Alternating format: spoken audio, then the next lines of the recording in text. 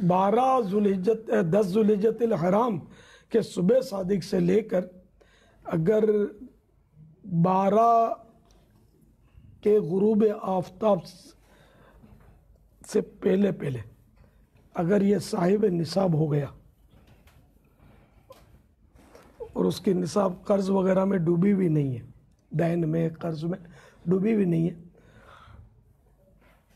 تو یہ اس پر قربانی واجب ہو جائے گی۔ صحیح۔ باپا یہ اسماعیل شاہ کا سوال ہے اسی طرح کا، 14 اگست آنے والی ہے جشن آزادی، تو ہمیں اس کو کس طرح منانا چاہیے یا اس کو کس طرح ہمیں اس میں دعا کرنی چاہیے؟ سر اللہ کا شکر ادا کرے، یوم تشکر ہے یہ ہمارے لیے کہ اللہ کریم نے مسلمانوں کو ایک آزاد وطن عطا فرمایا، لیکن بدقسمتی سے اس کے منانے کا انداز جو ہے نا، ایک تعداد ہے کہ جن کے پاس نہیں ہے، خوب موسیقی کی دھنیں ہوتی ہیں اور بڑی طوفان بدتمیزی کرنے والے کرتے ہیں، تو یہ شکر کا انداز نہیں ہے اور یہ آفتوں کو بلانے کا انداز ہے، اور ہم ہیں بھی آفتوں میں مبتلا، کہاں ہم سکھی کہاں ہیں؟ اس لیے صحیح معنوں میں اگر سب اللہ کا شکر ادا کریں اور اس کی فرما برداری کریں، اطاعت کریں، تو ہم پتہ نہیں ہمارا ملک کہاں سے کہاں نکل گیا ہوتا۔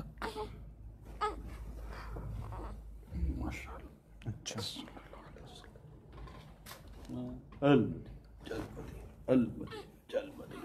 اچھا پاپا یہ حسنین ملک ہیں، میرے چاچو کی ریڑھ کی ہڈی ٹوٹنے کی وجہ سے وہ چل نہیں پا رہے، امیر علیہ سنت سے دعا فرما دیں وہ چل سکیں۔ اللہ بیچارے پر رحم فرمائے، ان کی ریڑھ کی ہڈی جڑ جائے اور بھی امراض دور ہوں، نیکیوں بھری طویل زندگی عطا ہو۔ یہ محمد یہ عدنان سلطان ہیں، یہ آپ کو سلام کہہ رہے ہیں۔ علیہ السلام۔ یہ باپا جان محمد اشرف اتاری، برائے کرم ایمان کی سلامتی، بے حساب مغفرت اور نیک بننے کی دعا فرماتے ہیں۔ آمین آمین۔ اچھا باپا یہ مقبول اتاری ہیں، اے کاش میں بن جاؤں مدینے کا مسافر، یہ لکھا ہے انہوں نے، پوچھ رہے ہیں یا سیدی حج کی سعادت ملے اس کے لیے کیا کرنا چاہیے؟ پیسے جمع کرے، اللہ تعالیٰ سے دعا بھی کرے۔ ٹھیک۔ اچھا کیا بیوی کو شوہر کے لیے کھانا بنانا فرض ہے یا اخلاقی ذمہ داری ہے؟ بیوی تو شوہر کی خدمت کرے گی اور اس کی اطاعت بھی کرے گی، اب لفظ کھانا بنانا فرض ہے یہ کوئی صراحت تو مجھے یاد نہیں ہے جی۔ کھانے پکانے کے لیے دیانتاً وجوب کا لفظ استعمال کریں۔ اچھا واجب کا لفظ ہے، یہ دیکھ لیں، اس پر آج کل ماسیاں پکاتی ہیں، بیوی نہیں پکاتی، تو کیا ترک واجب کی وہ مرتکب ہوگی؟ اس اعتبار سے واجب آئیے اسی لیے لیکن دیانتاً واجب ہے کہ اگر کوئی دوسرا نہیں کوئی نہیں ہے مطلب الٹرنیٹ، تو یہ شوہر کو کھانا فراہم کرے گی، چاہے کوئی پکا دے، اس کی امی پکا دے، ابو پکا دے، کوئی پکا دے۔ اچھا باپا یہ ایک عورت سفر حج کے لیے اپنے 13 سالہ بیٹے کے ساتھ جا سکتی ہے یا نہیں؟ یہ ہے کہ یا تو شوہر ہو یا مطلب محرم، تو یہ جو بھی ہے نا یہ قابل اعتماد ہوں۔ اب 13 سال کا بچہ بیچارہ پھونک مارا دوڑ جائے، تو کوئی ایسی مشکل درپیش آئی، کوئی معاملہ آیا تو یہ کہاں سنبھالے گا؟ اپنی جان نہیں سنبھالے گا، یہ نہیں مطلب قابل اطمینان۔ اب اس میں قابل اطمینان کی ایک تو یہ کہ وہ سخت فاجر نہ ہو، فاجر بے حیا قسم کا، فوش قسم کا سخت ایسا نہ ہو، تو ایسے کے ساتھ بھی جانا بھلے محرم ہے نہیں جا سکتی عورت اس کے ساتھ۔ تو نابالغ جو وہ یا چھوٹا بچہ ہے یا ایسا مریض یا کمزور، اب اس کی صراحتیں مجھے یاد نہیں ہے، بس قابل اطمینان میں یہ سب آ گیا۔ تو 13 سال کا بچہ غالباً قابل اطمینان، مراہب کو بالغ کے حکم میں لیا ہے۔ بالغ قابل اطمینان کا بھی تو ہے نا۔ قابل اطمینان تو ہے ہی، قابل اطمینان کا مطلب یہ ہوتا ہے کہ آپ یہاں جاؤ،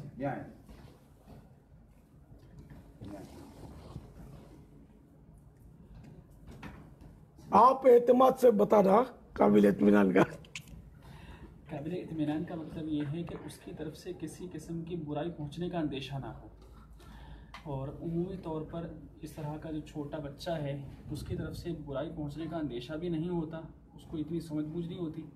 پھر دوسرا، قریبی رشتہ ہونے کی وجہ سے بھی اس کے چانسز کم ہوتے ہیں. نہیں، اگر عورت کو آزمائش آ گئی راستے میں اس اعتبار تو سے آزمائش آ گئی تو 13 سال کا ایک محرم اس کی اس آزمائشوں کے مطابق اس کو حل کر سکے گا. یہ اخلاقی طور پر اور اس اعتبار سے دیکھا جاتا ہے، یعنی کہ اگر ہم خارجی اعتبار سے دیکھیں تو اس اعتبار سے کہہ سکتے ہیں کہ ساتھ میں کوئی بڑا فرد جائے تاکہ ایسے موقع پر کام واقعی میں دے سکے، لیکن شرعی طور پر سفر کرنا جائز ہو جائے گا. یعنی کہ مراہق جو قریب البلوغ ہوتا ہے 12 اور 15 سال کے درمیان یہ لڑکا جو ہے بالغ کبھی بھی ہو جائے گا. تو اب یہ کہ یہ 12 سال کا ہو گیا اگرچہ بالغ نہیں ہوا، یہ مراہق ہے، یہ اصطلاح ہے. ٹھیک ہے باپا، دوسروں کے خرچ سے نفلی حج کرنا کیسا ہے؟ اگر کوئی پیش کرتا ہے تو بالکل کر سکتے ہیں. اب سوال نہیں کر سکتے نہ سوال تو اگر حج فرض تو ہے نہیں تو اب سوال کرنے سے فرض کیسے ہو جائے گا؟ نفل کے لیے یا عمرے کے لیے بھی سوال کرنا یہ جائز نہیں ہے. ٹھیک ہے. کیا طواف کرتے وقت خانہ کعبہ کو دیکھنا منع ہے؟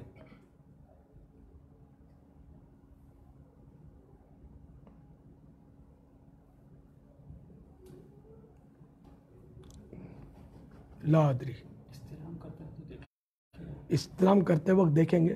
اب ویسے جیسے بائیں ہاتھ پر لے کر کعبے کو چل رہا ہے، اب یہ طواف کر رہا ہے تو پتہ نہیں کس سے ٹکرائے گا. جا کر عورت سے ٹکرا گیا تو پھر کوئی مسائل کھڑے ہو جائیں گے، مردوں سے ٹکرا گیا تو پھر بھی اس کو ایزا ہو سکتی ہے. پھر راستے میں وہ آتے ہیں اپنے مقام ابراہیم وغیرہ، اس سے بھی ٹکرا سکتا ہے اگر یوں دیکھنے کا اس کو مکلف کیا جائے تو. اب ویسے ہی چلتے چلتے نظر اٹھا کر دیکھ لی اس کی بات اور ہے کہ پریشان نظری تو مکروہ لکھا ہے. اب یہ یوں اٹھا کر دیکھ لیا، یہ پریشان نظری تو اس کو تو نہیں کہتے. اس طرح جو دیکھتے ہیں نا، یہ اس طرح پریشان نظری یعنی بکھری ہوئی نظر. تو اب یہ کہ کعبے کو دیکھنا نہ دیکھنا اس کے تعلق سے کچھ پڑھنا یاد نہیں پڑتا مجھے. یہ اچھا سوال ہے، اس کی معلومات کرنی چاہیے. صحیح. حجر اسود ہے اور پھر یہ کہ وہ ہے نا رکن یمانی، اس کا بھی تو بوسہ لیا جاتا ہے، مگر حجر اسود کا تو ہے وہ تو، لیکن وہ رکن یمانی کو بھی موقع ملے تو چوم سکتے ہیں. لیکن لوگ خوشبوئیں بہت لگا دیتے ہیں اس پر. محرم جو ہے احرام والا اس کو احتیاط کرنی ہوگی. تو جب بھی ظاہر ہے کہ وہ بوسہ لے گا تو دیکھے گا تو صحیح. صحیح. کیا ہم احرام کو ایک بار سے زیادہ دھو کر استعمال کر سکتے ہیں؟ 100 بار کر سکتے ہیں استعمال. دھونا بھی شرط نہیں ہے. بالفرض میلا بھی ہے احرام کسی کا تب بھی کوئی گناہ نہیں ہے، لیکن صفائی ہونی چاہیے. تو صفائی تو اسے اپنے کپڑوں کی بھی ہونی چاہیے. تنظیف جو ہے نا یہ سنت ہے مطلقاً، مطلب تنظیف من صفائی. یہ اعلیٰ حضرت کے فتح رضوی میں پڑھا تھا میں نے، سنت تنظیف یہ الفاظ ہے. یہ ہر یعنی مطلقاً ہے، ہر اپنے کپڑے صاف، چادر صاف، امامہ صاف، گھر صاف، فرش صاف، دیوار صاف. صفائی ہونی چاہیے. صفائی یہ شریعت کو مطلوب ہے، اور یہ مطلب خود بندے کو بھی فرحت دیتی ہے. جو آتے ہیں ان کو غیبت سے بچاتی ہے، ورنہ کوئی آپ کے گھر میں آئے گا مہمان اور دیواروں پہ دھبے اور فرش پر کچرے بکھرے پڑے ہیں تو یہ اس وقت تو کچھ نہیں بولے گا، لیکن باہر جا کر بولے گا یار یہ ان گڑھ لوگ ہیں. میں گیا تھا تو کوئی ان کو سدھی نہیں ہوتی، ادھر ادھر سامان بکھرا پڑا ہے، کچرے پڑے ہیں. تو اب یہ وہ جو کرے گا یہ غیبت ہوگی. یہ کسی کے جیسے کہ استنجا خانے میں گیا، اب استنجا خانے میں اس کی مرضی کا نہیں ہے یا صفائی نہیں ہے، وہ جا کر باتیں کرے گا تو یہ بھی غیبت کہلائے گی. کسی کی سواری کی برائی کرنا، کسی کے کپڑوں کی برائی کرنا کہ فلاں کے کپڑے میلے ہوتے ہیں تو یہ اس کے میلے اس کے حق میں ٹھیک نہیں ہے یہ، لیکن ناجائز بھی نہیں ہے. اب یہ جو کر رہا ہے نا یہ غیبت کر رہا ہے کہ جب اس کو پتہ چلے گا کہ میرے کپڑوں کو یہ میلا کہتا ہے یا میری گاڑی کو کھٹاڑا کہتا ہے یا گھر پہ آیا تھا، ایک تو اس کو چائے پلائی یا کھانا کھلایا اور پیچھے سے جا کر یہ کوٹتا رہا کہ گھر پہ یوں تھا نہیں یوں تھا، صفائی نہیں تھی، تو یہ مجبوری تھی میری، اس کو کیا پتہ.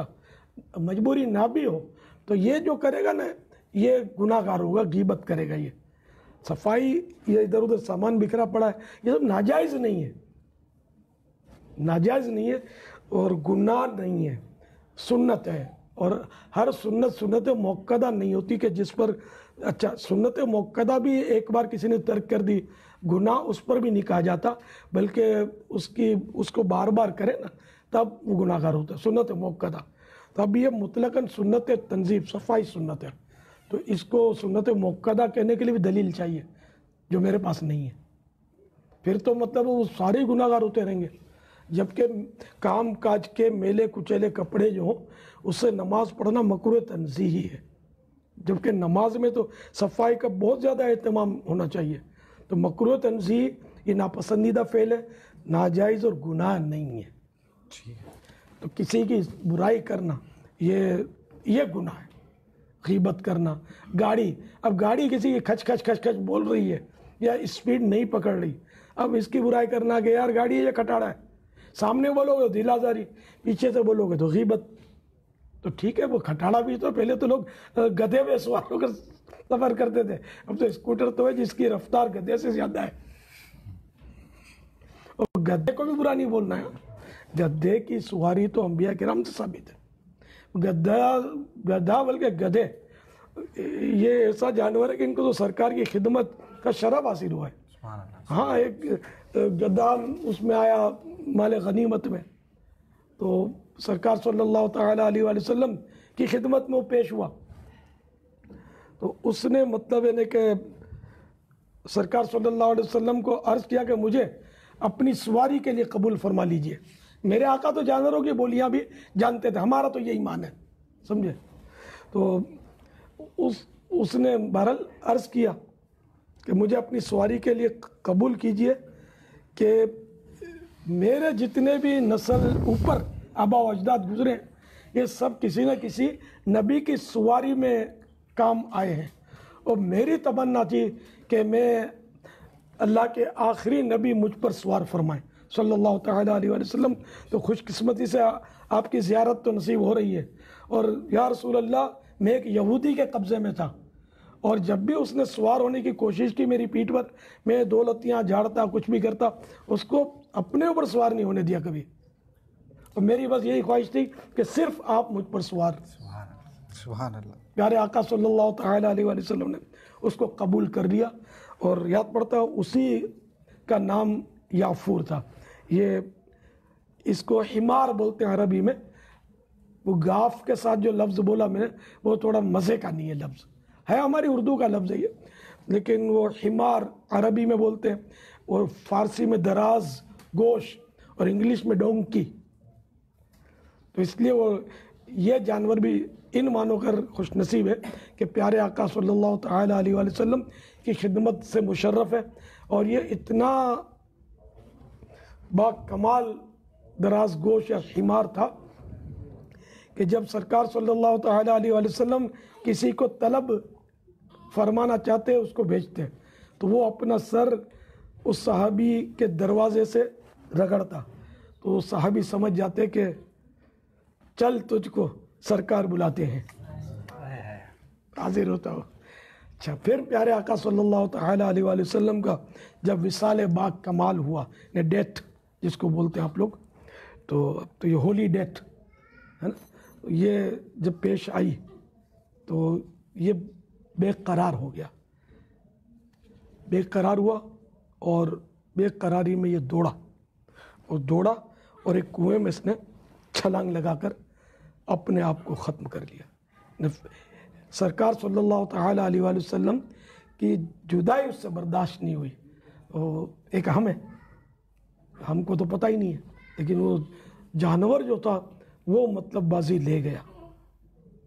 البتہ یہ کہ ہوش و حواس میں وہ کیونکہ مکلف نہیں تھا، اس پر وہ پابند نہیں تھا شریعت کے احکام کا. ہم لوگ مکلف ہیں، یہ نہیں کہ اب کوئی جوش میں آ کر بولے کہ میں بھی جدا ہوں. وہ سرکار صلی اللہ علیہ وسلم کو कभी नहीं देखा, ना ख्वाब में देखा, ना मदीने गया, चलो मैं भी कुएं में छलांग लगा दूं या खुदकुशी कर लूं, तो ये हराम मौत कहलाएगी और गुनाहगार होगा। इसकी इजाज़त होशो हवास में नहीं है। तो आइन मुमकिन है वो हिमार भी होशो हवास में ना रहा हो, ये भी हो सकता है। और अगर होशो हवास में किया तो उस पर कोई कलम नहीं जारी होगा, मरफूउल कलम है। हम इस तरह प्यारे आका सल्लल्लाहु तआला अलैहि वसल्लम की मशहूर ऊँटनी कस्वा, उसने भी विसाल बाकमाल की खबर सुनी तो चरना छोड़ दिया। ना वो दाना खाती है, ना घास खाती है, ना पानी पीती है, यहाँ तक कि भूख और प्यास से उसने भी फिराक मुस्तफ़ा में जान दे दी। हम हैं कि बस गुनाहों पर गुनाह करके बस क्या कर रहे हैं। अल्लाह ताला हम सबको भी इश्क़ रसूल अता फरमाए। आमीन, और फिराक़ रसूल में जो रोए धोए दिल जलाए वो भी बड़ा खुश नसीब है। हिजरो फिराक तो मिला दो इस्तिराब भी, दो इस्तिराब भी।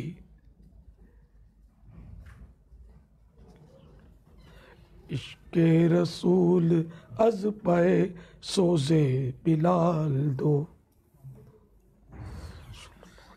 पापा माशाल्लाह आका सल्लल्लाहु तआला अलैहि वसल्लम की बात हो रही है, इसी हवाले से एक सवाल है, प्यारे आका सल्लल्लाहु तआला अलैहि वसल्लम ने कितने हज अदा फरमाए?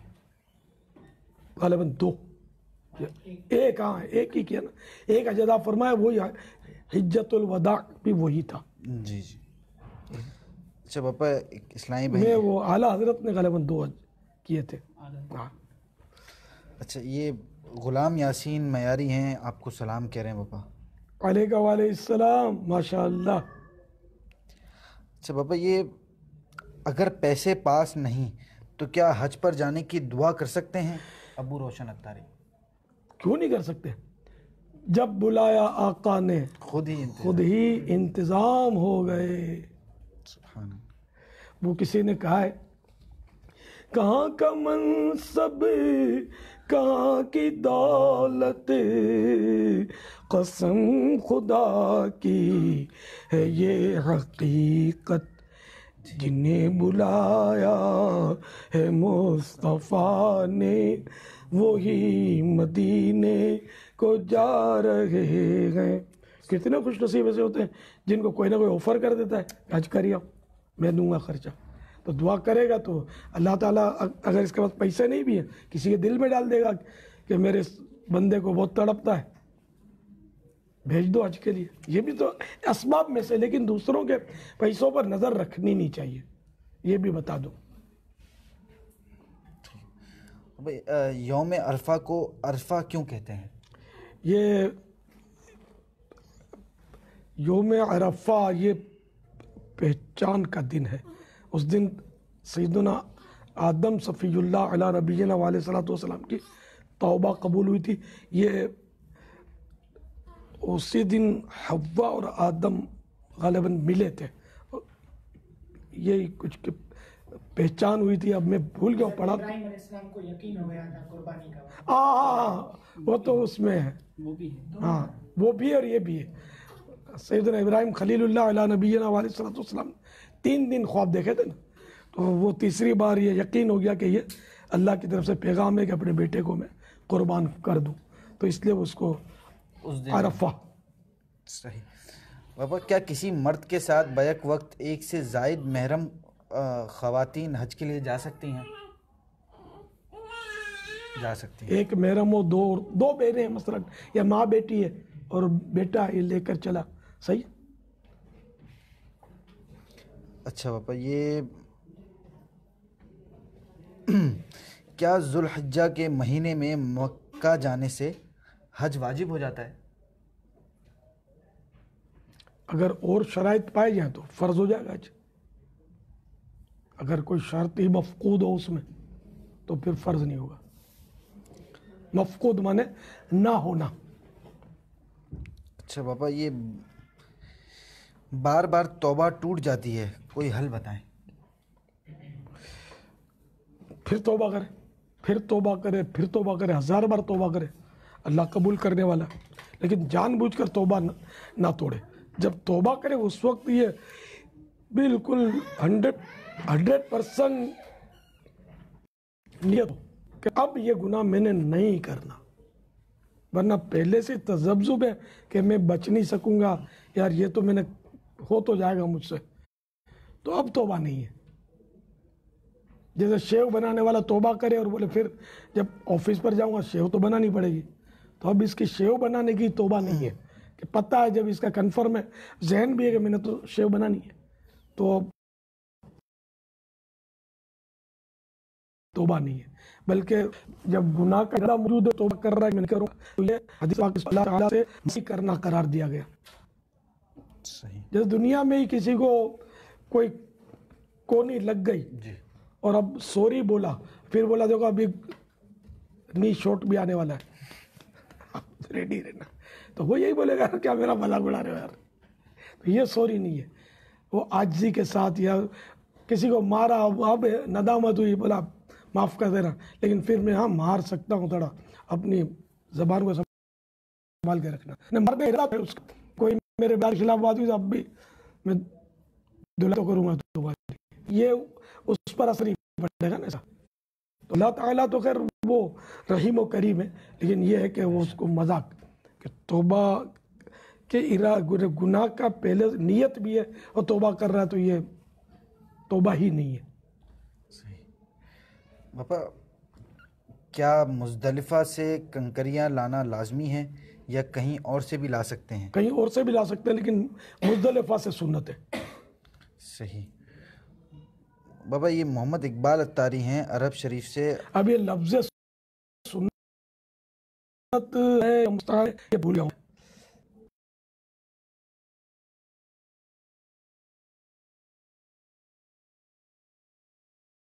مطالعہ کی بہت ہو گئی مجھے.